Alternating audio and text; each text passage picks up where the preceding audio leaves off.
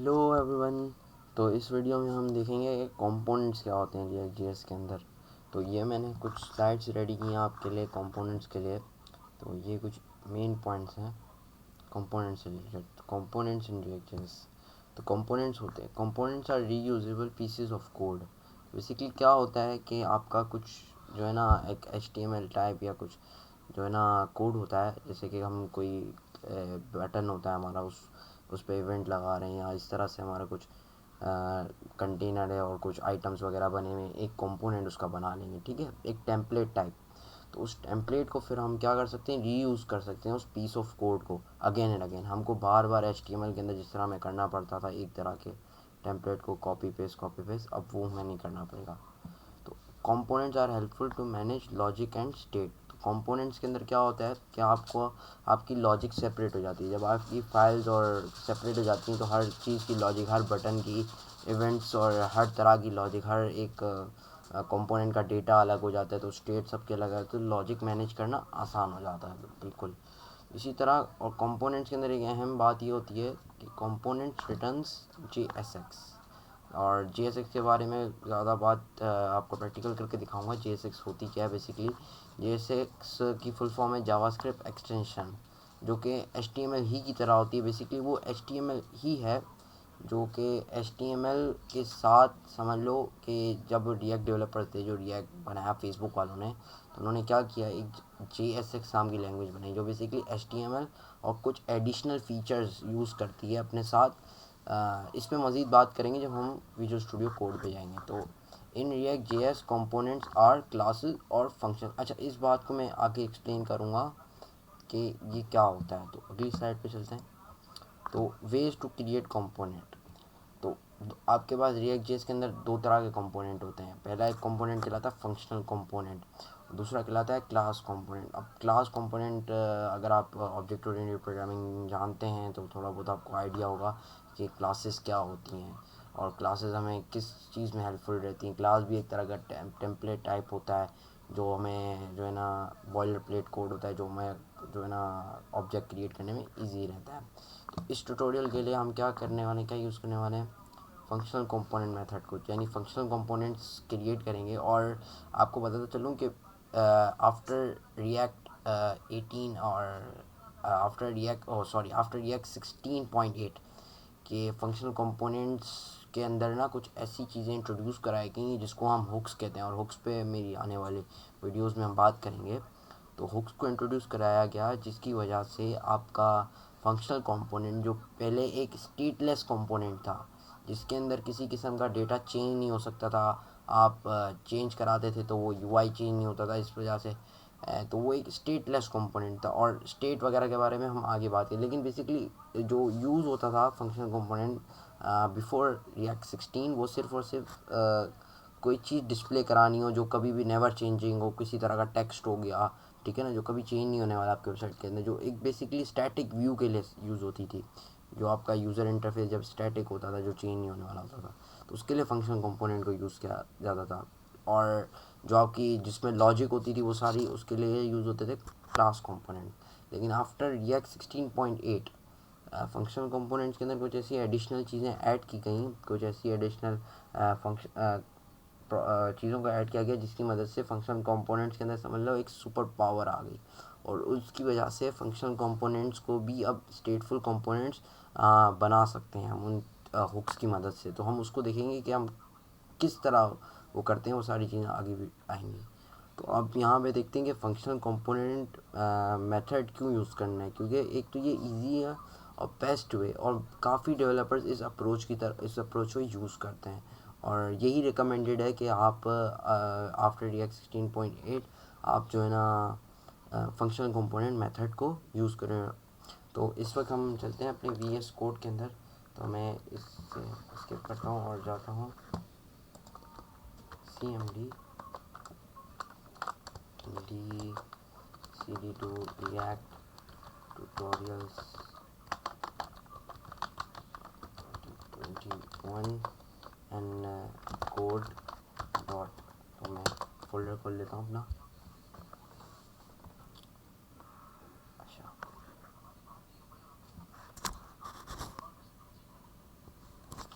मैं यहाँ पे अपनी उसी फोल्डर के अंदर आ चुका हूँ, उसी VS कोड के अंदर। तो बेसिकली यहाँ से हम अपनी बात का आगाज़ करते हैं। तो हमने कल देखी थी ये app.js फाइल ना, इसको भी आप देख सकते हैं, ये हमने एक तरह का फंक्शनल कंपोनेंट क्रिएट किया है। अच्छा, मैं आपको बता दूंगा क्लास कंपोनेंट्स किस तरह क्रिएट होते हैं, हम दोनों चीज़ों को देख लेंगे, लेकिन हम जो सीरीज़ के अंदर यूज़ करेंगे वो ज़्यादातर फंक्शन कंपोनेंट मेथड यूज़ करेंगे।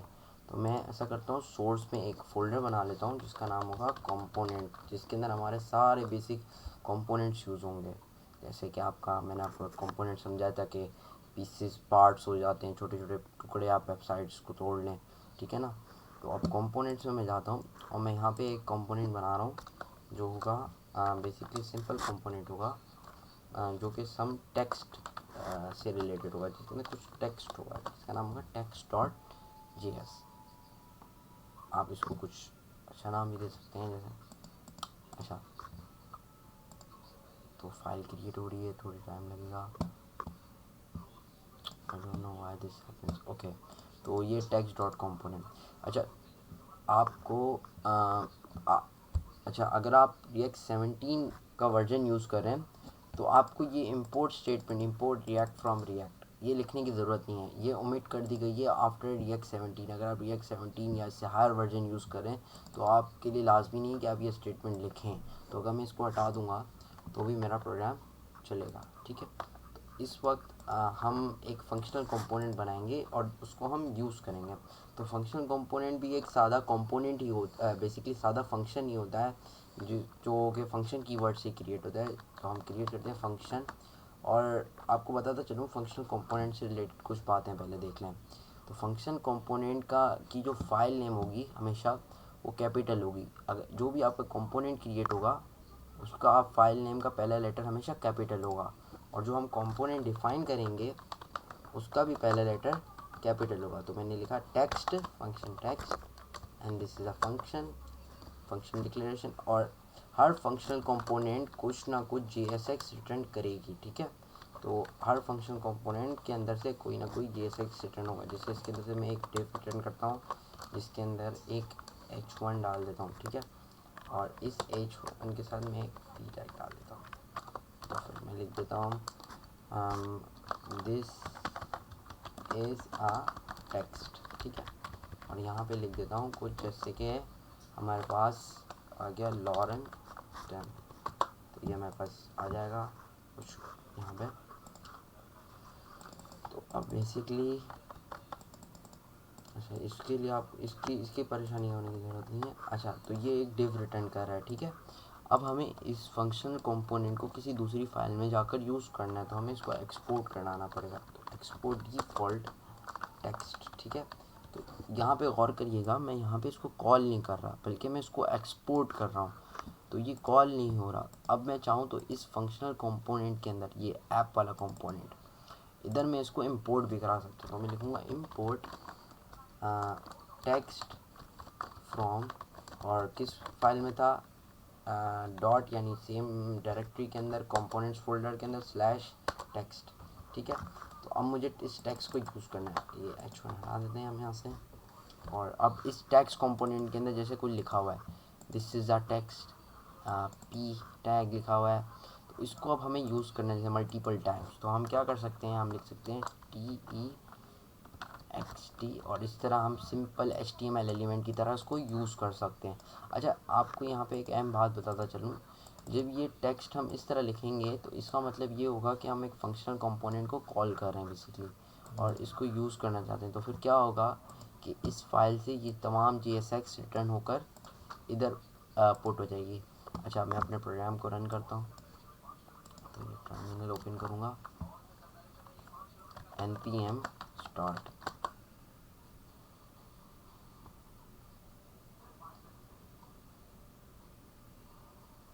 Okay, so it's taking some time. Let me just go into the browser and check if my localhost is running or not. So localhost is on. Okay, we're starting the web development server. Okay, तो ये development server हमारा on हो रहा है। तो इस वक्त compile हो चुका है सक्सेसफुली। तो ये देखें, ये हमारा आ गया एक कंपोनेंट। तो हम इस कंपोनेंट को रीयूज़ भी कर सकते हैं। जैसे मैं इसको मल्टीपल टाइम यूज़ कर सकता हूँ, मैं इसको मैं दोबारा से इसको यूज़ कर सकता हूँ, जैसे कि text टेक्स्ट, ठीक है। तो ये 2 टाइम में प्रिंट हो जाएगा। इफ़ आई रीलोड इट तो ये देख सकते हैं आप 2 मरतबा आ गया। आपको जितनी मरतबा भी इसको यूज़ करना है इसको यूज़ कर सकते हैं मल्टीपल टाइम। सो ये एक फ़ायदा है हमारा कंपोनेंट से रिलेटेड, ठीक है। अब यहाँ पे मैं कुछ और भी चीज़ें कवर करता चलूँ। अब जैसे फॉर एग्जांपल आपके पास आप जैसा कि ये एक तरह का फंक्शन है, तो कुछ जावास्क्रिप्ट है, तो उसके अंदर हम कुछ वेरिएबल्स वगैरह डिक्लेयर कर सकते हैं। मैंने लिखा const name equals to John, ठीक है, या कुछ भी लिख लेते हैं असलम, ठीक है, असलम नाम का मैंने एक वेरिएबल बनाया है जिसके जो है नेम, और उसको असाइन किया एक स्ट्रिंग असलम से। अच्छा, अब अगर मैं आपको JSX के बारे में बता रहा था, तो JSX ये जो है ना हमारी, ये सारी रिटर्न जो ये हो रही है ये बेसिकली JSX है हमारी। ये दिखती HTML की तरह है, बट ये HTML नहीं है, ये JSX है। इसके अंदर कुछ एडिशनल फीचर्स हैं जिसकी मदद से हम जावास्क्रिप्ट और HTML को एक साथ कंबाइन करके यूज़ कर सकते हैं। तो अब आपको मैं इसके एक्सटर्नल फीचर्स के बारे में बताता चलूँ, तो एक इसका जो फीचर है JSX का, इसका फीचर ये है कि आप इन टैग्स के दरमियान, जैसे कि ये टैग्स है ना, किसी भी 2 टैग्स के दरमियान, टैग्स JSX टैग्स के दरमियान जावास्क्रिप्ट लिख सकते हैं। क्या मतलब है मेरा इससे, जैसे मुझे ये नेम वेरिएबल फॉर एग्जांपल इधर प्रिंट कराना है H1 में, ठीक है, और इस नेम वेरिएबल को अब मैं किस तरह प्रिंट कराऊंगा, तो ये नेम वेरिएबल एक तरह की जावास्क्रिप्ट का पार्ट है। तो अगर मुझे इस नेम वेरिएबल को इस H1 के अंदर यूज़ करना है तो मुझे कर्ली ब्रेसेस लगाने पड़ेंगे, और ये कर्ली ब्रेसेस इस बात को डिफाइन कर रहे हैं कि हम यहाँ पे कुछ जावास्क्रिप्ट लिखने जा रहे हैं। ये ऑब्जेक्ट नहीं है, ये किसी किस्म का ऑब्जेक्ट नहीं क्रिएट हो रहा, बल्कि ये क्या हो रहा है यहाँ पे, ये इस बात को रेफ़र कर रहा है कि हम इसके अंदर कुछ जावास्क्रिप्ट लिखने वाले हैं। तो JSX हमें ये एक फ़ीचर देता है जिसकी मदद से हम कर्ली ब्रेसेस के अंदर टैग्स के दरमियान अगर कर्ली ब्रेसेस लगाएं तो उसके अंदर हम किसी भी तरह की वैलिड जावास्क्रिप्ट लिख सकते हैं। तो ये एक तरह से जावास्क्रिप्ट का पार्ट है नेम। तो मैं इसको यहाँ पे नेम लिखूँगा तो ये नेम आउटपुट में दे देगा। तो ये मैं दिस इज़ अ टेक्स्ट हटा देता हूँ, दिस इज़ असलम। देखना रिलोड किया मैंने तो देखें हर जगह आ गया this is Aslam, this is Aslam, this is. तो इस तरह हम कंपोनेंट्स के अंदर जावास्क्रिप्ट को भी लिख सकते हैं और जावास्क्रिप्ट को प्रिंट आउट भी करा सकते हैं। अब जैसे कि मैंने बहुत सारे नाम बना दिए, ठीक है। अब मैं आपको एक, ठीक है, अब जैसे कि मैंने क्या किया, अब जैसे इधर जाता हूँ मैं और मैं आपको एक एग्जांपल और दिखा देता हूँ। कंपोनेंट्स के लिए मैंने एक आप देखें कंपोनेंट बनाना है मुझे, तो मैं क्या यूज़ करूँगा, एस कैपिटल में लिखूँगा, जो भी पहला लेटर होगा वो कैपिटल में लिखूँगा। तो मैंने लिखा student.js। तो अब student.js के अंदर हमें एक कंपोनेंट रेडी करना है। अच्छा, हमने जो स्निपेट्स डाउनलोड किए थे पिछली वीडियो के अंदर, मैं आपको आई कार्ड में उसका लिंक दे दूँगा, बताया था मैंने कि आप एक एक्सटेंशन डाउनलोड कर लें तो आपको इस कोड स्निपेट्स के लिए हेल्पफुल रहेगा। तो उसके अंदर कोड स्निपेट एक शॉर्टकट होता है मेरे पास, इसको हम कहते हैं RFCE। इसके अलावा बहुत सारे होते हैं SFC, बहुत सारे आप देख सकते हैं इसके अंदर। तो मैं RFCE का यूज़ करूँगा और ये हमारे लिए एक तरह का फंक्शनल कंपोनेंट क्रिएट कर देगा। अच्छा, अगर मैं इस स्टेटमेंट को ऊपर से हटाना चाहूँ तो हटा भी सकता हूँ, कोई नेसेसरी नहीं है, लेकिन अभी लिखा रहने देते हैं क्योंकि ये इस तरह एक अच्छा लगता है। अच्छा, तो अब स्टूडेंट कंपोनेंट के अंदर करना क्या चाहता हूँ मैं, जैसे समझ लें कि आपके पास कोई एक एरे है स्टूडेंट्स नाम की, ठीक है, किस नाम की, स्टूडेंट्स नाम की, ठीक है। तो स्टूडेंट्स के अंदर में जैसे नाम है असलम, अमजद, फरहान, ठीक है, इस तरह करके मल्टीपल नेम्स हैं। इन नेम्स को आपको क्या करना है कि लिस्ट टैग के अंदर लिस्ट के ज़रिए प्रिंट कराना है। तो बेसिकली मैं क्या कर सकता हूँ, यहाँ पे UL टैग का यूज़ कर सकता हूँ। तो UL और कितने आइटम्स है, तो 3 लिस्ट टैग्स, तो LI3, ठीक है। उस तरह 3 लिस्ट टैग्स आ गए। अब मुझे जैसे कि हर किसी के अंदर इस एरे के एलिमेंट्स को प्रिंट कराना है। तो फर्स्ट एलिमेंट असलम को इधर प्रिंट कराना है, तो फर्स्ट एलिमेंट को एक्सेस करने के लिए मैं लिखूँगा स्टूडेंट्स और कर ली। अब ये मैंने लगाए जो ये इस एलिमेंट को एक्सेस करने के लिए, एरे के एलिमेंट को, इंडेक्सेस को यूज़ करना, ठीक है। तो अब क्या होगा कि स्टूडेंट 0 पे जो कोई भी एलिमेंट होगा वो इस जगह पे पुट हो जाएगा, प्लेस होल्ड हो जाएगा, ठीक है। किसी तरह की भी वैलिड जावास्क्रिप्ट लिख सकता हूँ मैं इधर, मैंने इधर भी लिखे कर्ली ब्रेसेस, हाँ स्टूडेंट्स 1, ठीक है, और स्टूडेंट्स 2, ठीक है। तो अब आउटपुट चेक करते हैं हमारा। ओके तो यहाँ पे क्या एरर आ रहा है, सी इज़ नॉट डिफाइंड, ओके शायद इधर इशू आ गया है, चलो कोई नहीं। ऐप कंपोनेंट के अंदर जाते हैं और इस टैग्स को मैं हटा रहा हूँ यहाँ से और एक बार प्रिंट करा रहा हूँ, और यहाँ पे मैं स्टूडेंट्स वाला कंपोनेंट को, अच्छा आप नोट करें मैं यहाँ से इसको इस तरह करूँगा। अब ये यहाँ पे इंपोर्ट नहीं हुआ तो ये मुझे एरर दे रहा है। अगर आप इसको ऑटोमेटिकली इंपोर्ट कराना चाहते हैं तो आप डायरेक्ट इधर क्लिक करेंगे इस पर, तो ये ऑटोमेटिकली इसे इंपोर्ट करा देगा यहाँ पे। तो ये एक शॉर्टकट है कि आप पहले लिख लो और फिर जो है ना एंटर दबाओ, तो ये अपने आप इसको इंपोर्ट करा लेगा यहाँ पे। ये स्टूडेंट कंपोनेंट इंपोर्ट हो गया है, मैं रीलोड करूँगा। Okay basically what is the error, I think so, okay. तो ये प्रिंट हो चुकी है यहाँ पे, जैसे लिस्ट आ गई असलम, अमजद एंड फरहान। तो हमने देखा कि JSX के अंदर हम किस तरह HTML लिख सकते हैं। अच्छा आप इसके अंदर किसी तरह की भी वैलिड जावास्क्रिप्ट लिख सकते हैं, जैसे कि मेरे पास हो कि जैसे कि मेरे पास हो कॉस्ट इज़ इनरोल्ड, ठीक है, बेसिकली ट्रू, ठीक है। या अगर मेरे पास जैसे ये इस वक्त एक वेरिएबल है, ठीक है, मैंने बना लिया बूल के नाम से, उसको रख दिया फॉल्स, ठीक है। उसी तरह का भी वेरिएबल हो सकता है, मैं कंडीशन भी यहाँ पे लगा सकता हूँ जैसे कि, और हम कंडीशंस को आगे देखेंगे कि हम कंडीशन, तो एक होता है जावास्क्रिप्ट के अंदर टर्नरी ऑपरेटर, कि अगर मैं बोल सकता हूँ कि बूल कि अगर ये कंडीशन यहाँ आती है ये, और ये क्वेश्चन मार्क से आता है कि यहाँ पे आपकी कंडीशन एंड हो रही है, तो ये हमारी बूल कंडीशन एंड हुई, और ये अगर कंडीशन ट्रू होगी ये, तो ये इस को एग्जीक्यूट करेगा। अगर कंडीशन फॉल्स हो जाएगी तो ये इसको कर देगा, इस कोलन के बाद सेपरेट वाले को, ठीक है। ट्रू नहीं होगी तो ये इसको कर देगा, अगर ट्रू हो जाएगी तो इसको, जैसे कि मैं लिख सकता हूँ अगर बूल फॉल्स है, बूल ट्रू है तो ये कर दो, अगर बूल फॉल्स है तो ये कर दो। ये एक शॉर्टकट है हमारा कि हम इफ़ एल्स स्टेटमेंट इतनी सारी लिखते हैं तो ये उसका लिखने का एक शॉर्ट मेथड है। तो मैं लिख सकता हूँ कि अगर ये नहीं हो तो user student is not available, ठीक है। इस तरह से कुछ हम कर सकते हैं। तो अब आप देख सकते हैं कि हमने बूल को इनिशियलाइज ही फॉल्स से किया था, तो यहाँ पे देखें ये स्टेटमेंट के ज़रिए प्रिंट आ गया। अब मैं अगर बूल को ट्रू कर दूंगा जैसे यहाँ पे ट्रू, तो अब आप देखिएगा कि यहाँ पे असलम आ जाएगा, देख सकते हैं। तो बस इस वीडियो के लिए इतना ही। मैंने आपको सिखाया कि कंपोनेंट्स किस तरह क्रिएट करते हैं और कंपोनेंट्स के अंदर जावास्क्रिप्ट को किस तरह हम यूज़ करते हैं।